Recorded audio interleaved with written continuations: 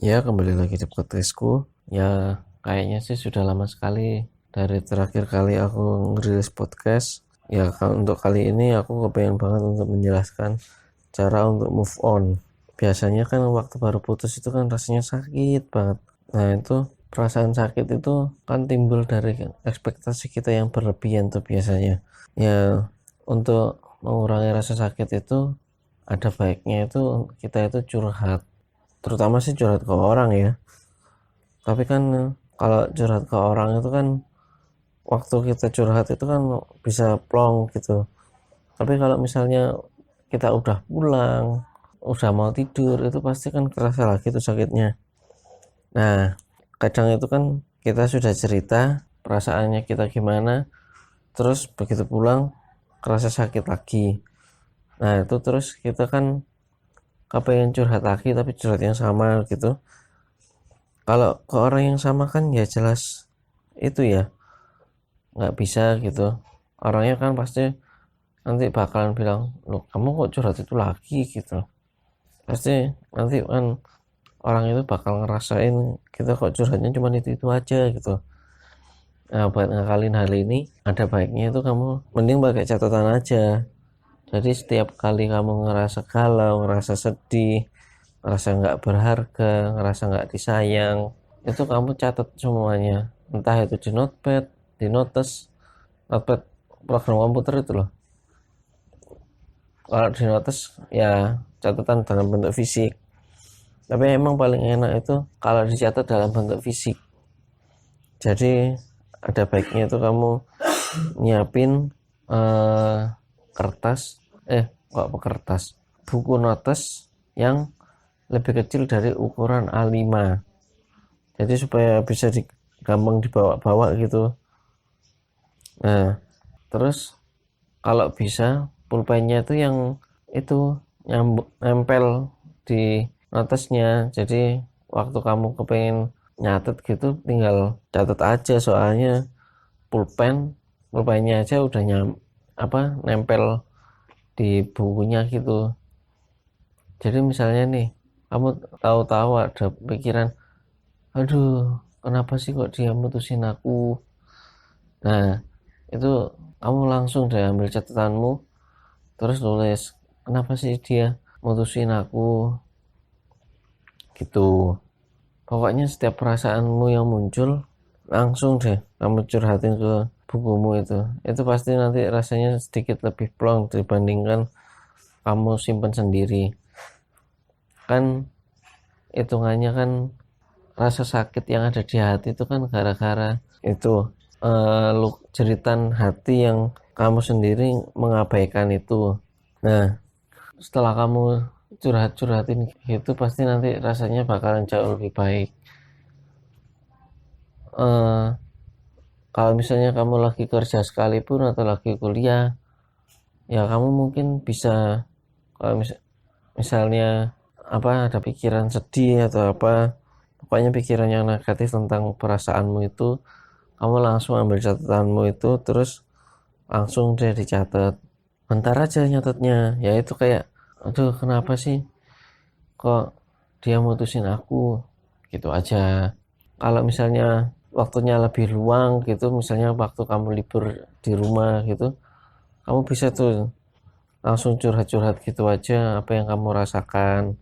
Langsung misalnya ya, kenapa sih kok dia mutusin aku, apa aku kurang ganteng, apa aku mungkin terlalu keras ke dia, atau mungkin aku kok suka maksa. Tapi ya dia sendiri juga orangnya suka nyakitin, suka gimana itu. Itu kalau lagi libur ya jelaskan sedetail-detailnya aja, enggak masalah. Pokoknya lagi nganggur gitu aja, enggak lagi kerja gitu, kerja atau sekolah atau mungkin kuliah, ya udah langsung curhat yang panjang aja. Ya paling enggak 10 menit lah, paling lama 10 menit kamu nyatet-nyatet itu. Nah, eh, pokoknya setiap kamu gelisah langsung tulis, gelisah tulis. Aku sendiri sudah membuktikan sendiri waktu aku ngalami patah hati itu, aku paling enggak ya 8 harian lah, 8-9 hari gitu.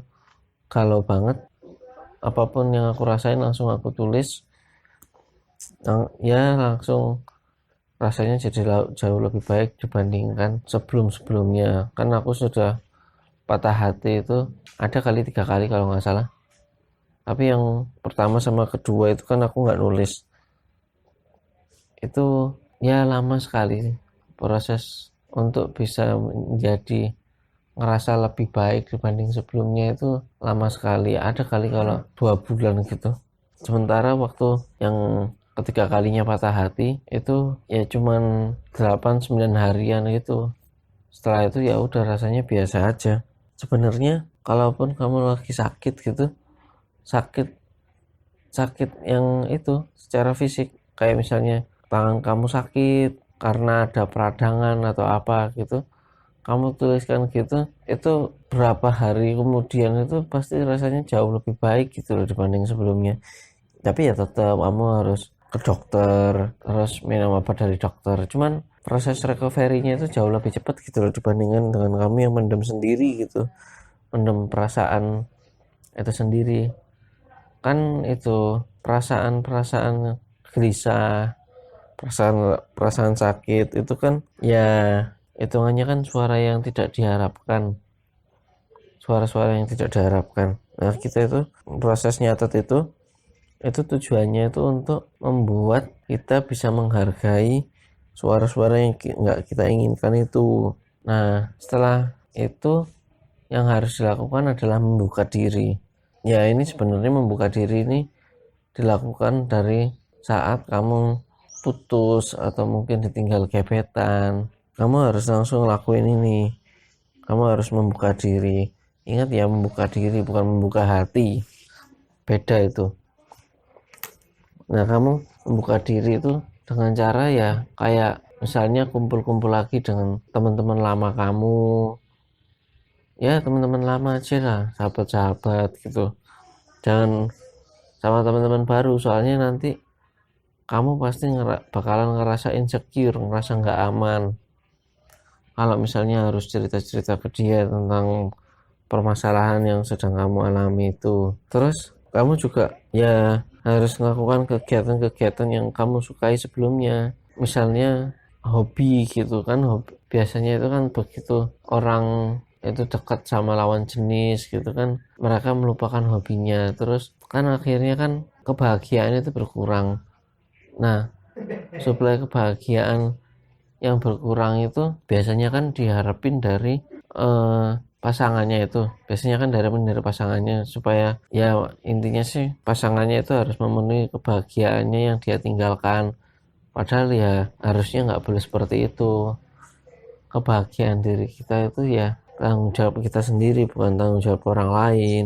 Nah setelah kita bisa ngerasa enjoy dengan semua itu, maksudnya setelah nyata terus setelah bergaul, setelah ngelakuin hobi-hobinya kita udah ngerasa lebih baik. Nah baru kita itu kumpul dengan orang baru, tapi ya bukan untuk dijadikan pasangan. Pokoknya ya bukan, walaupun bukan tipenya kita nggak apa-apa lah, yang penting apa, jalan gitu aja. Yang penting ada orang baru gitu loh. Soalnya kan nggak menutup kemungkinan walaupun dia bukan tipenya kita, tapi dia bisa ngertiin kita, bisa ya bisa mengisi kekosongan di hati kita gitu. Kalau masalah waktu ya semua orang itu beda-beda. Ada yang 1 bulan sudah bisa itu gaul lagi dengan orang-orang baru, terus akhirnya punya pacar baru. Ada juga yang masih ya 2 bulan 3 bulan itu masih sedih, masih galau.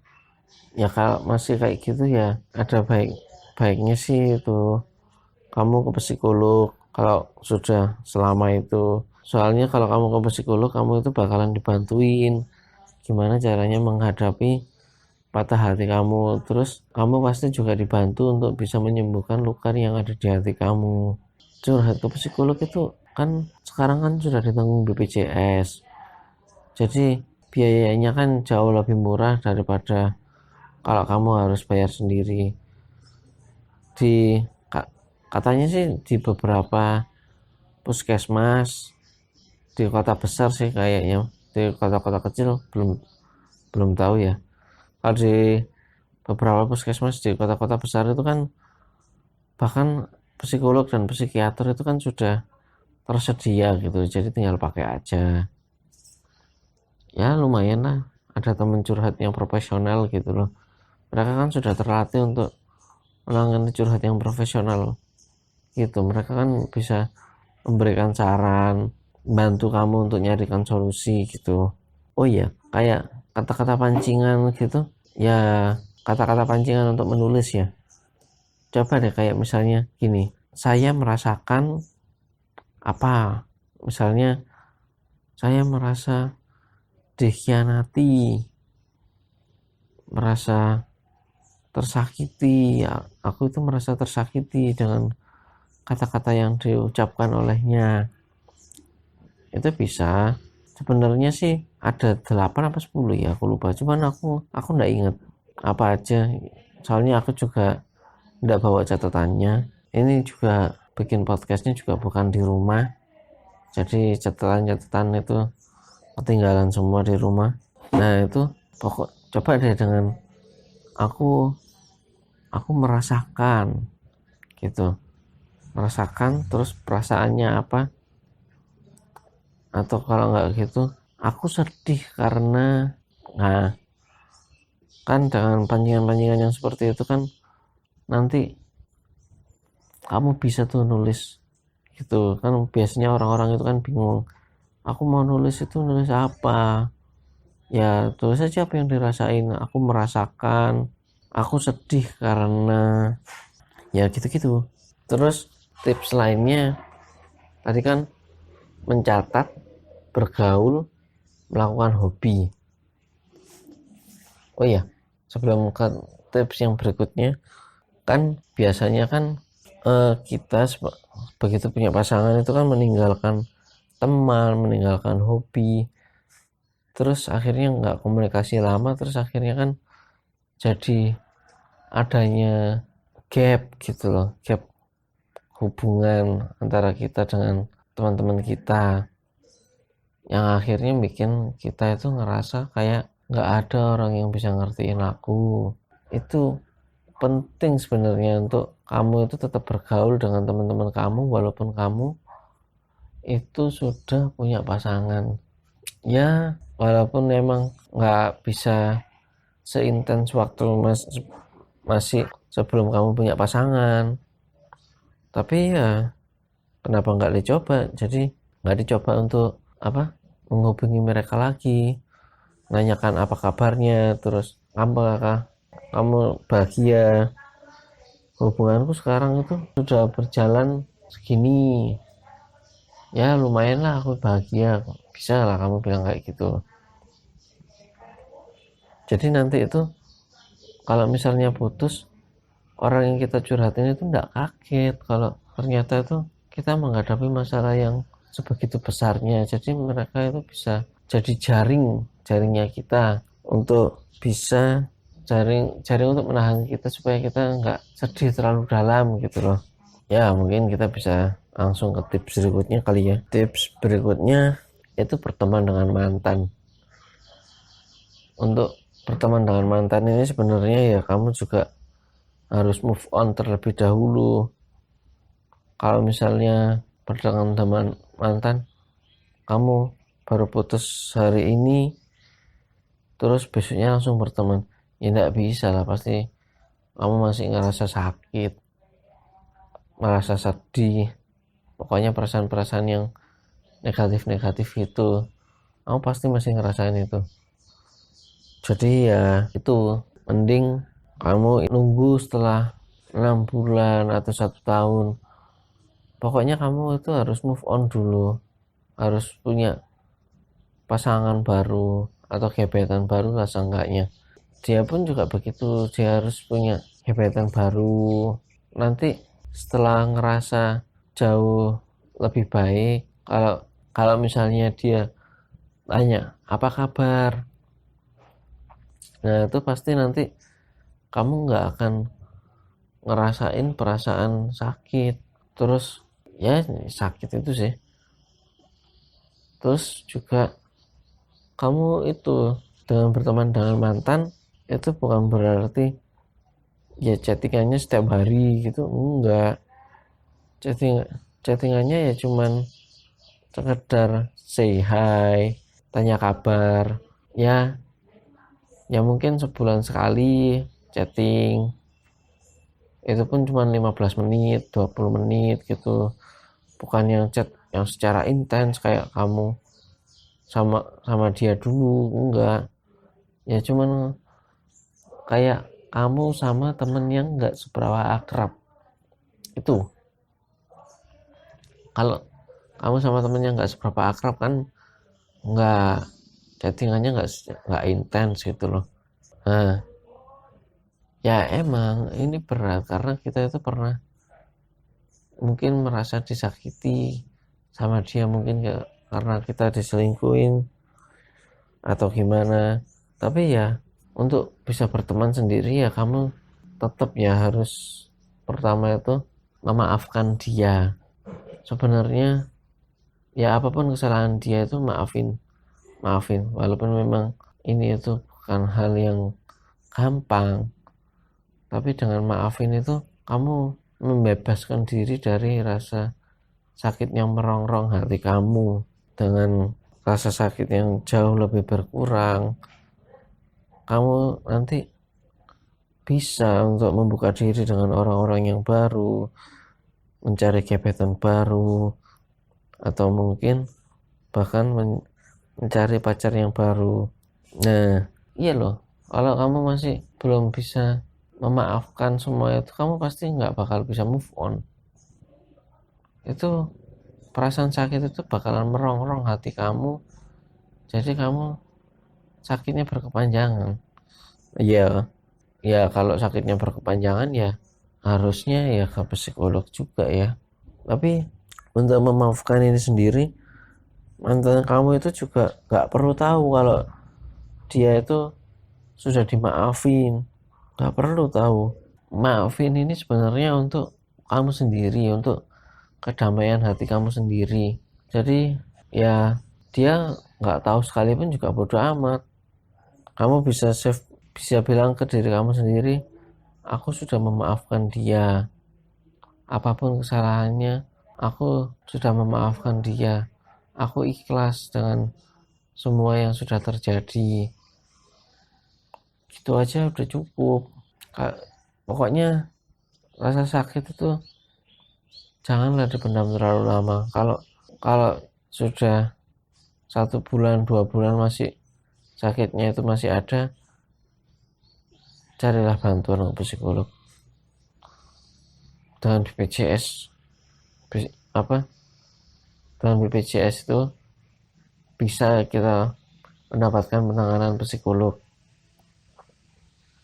Oh iya, untuk catatan sendiri itu nanti juga bisa loh membantu kamu dalam penanganan ke psikolog. Kan biasanya kalau ke psikolog itu kita hari Senin datang janjian, itu hari Senin itu juga nggak bisa kita langsung dilayani gitu, nggak bisa. Mungkin hari Rabu, hari Kamis gitu. Nah sementara di selisih hari itu kamu bisa tuh nyatet perasaanmu gimana, apa aja yang kamu rasakan. Nah fungsi dari catatan itu nanti itu kamu jelaskan ke psikolog, ini loh aku tuh merasakan ini. Nah karena kalau misalnya selama nunggu itu kamu nggak nyatet, kamu kan pasti lupa apa yang kamu rasakan, apa yang kamu rasakan. Kalau udah dicatat gitu kan kamu bisa jauh lebih mudah untuk ingat apa aja perasaan-perasaan yang sudah kamu rasakan. Mungkin podcast untuk kali ini segitu aja kali ya. Ini juga sudah terlalu panjang ya. Tetaplah bahagia, tetaplah baik-baik saja bersama aku, Ishak, Dugi Suara. Terima kasih sudah mau mendengarkan.